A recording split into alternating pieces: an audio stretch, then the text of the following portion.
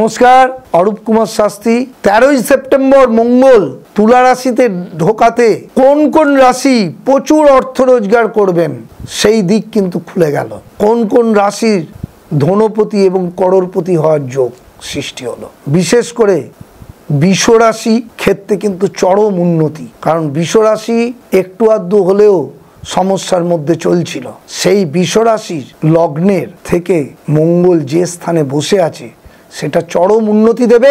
तार साथे द्वितीय स्थाने बृहस्पति विष राशि रयेछे, ताई विष राशि क्षेत्रे मंगलेर এই যে गोचर परिवर्तन ताई एटा बड़लोक हওয়ার বা ধনপতি হওয়ার যোগ সৃষ্টি হলো।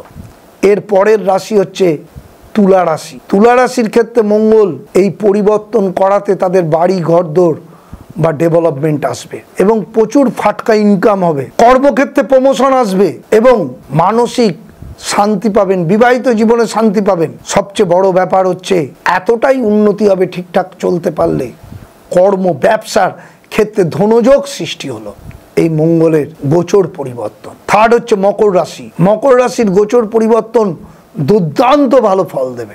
এদের পয়সা রাখতে পারবে না, এত টাকা রোজগার করবে। এই গোচরের ফলাফল আপনারা নেওয়ার চেষ্টা করুন। কর্মক্ষেত্রে উন্নতি, ব্যবসায়িক উন্নতি, সমস্ত দিক দিয়ে মকর রাশির উন্নতির দিন চলে এলো।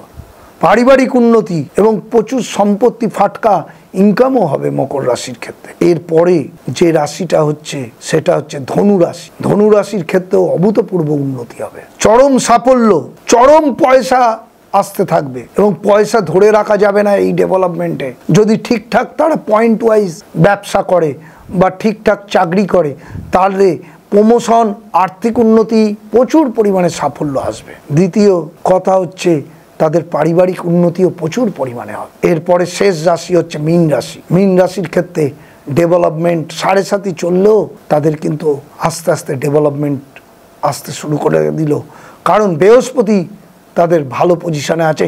যাদের মীন রাশির শনি বলবান আছে তারা টাকা ধরে রাখতে পারবে না 7.5 চললেও, কিন্তু যদি শনি নেগেটিভ পজিশনে থাকে তাহলে সমস্যা দেবে। তাই এই কটা রাশির ধনযোগ সৃষ্টি হলো, অর্থনৈতিক প্রচুর উন্নতি সৃষ্টি হলো এই পরিবর্তনের ফলে।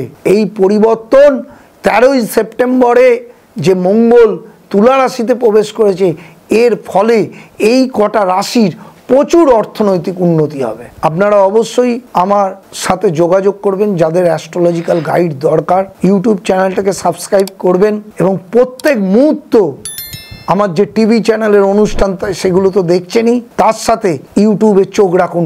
প্রত্যেক মুহূর্ত অ্যাস্ট্রোলজিক্যাল অ্যানালাইসিসগুলো জানতে পারবেন। নমস্কার, ভালো থাকবেন।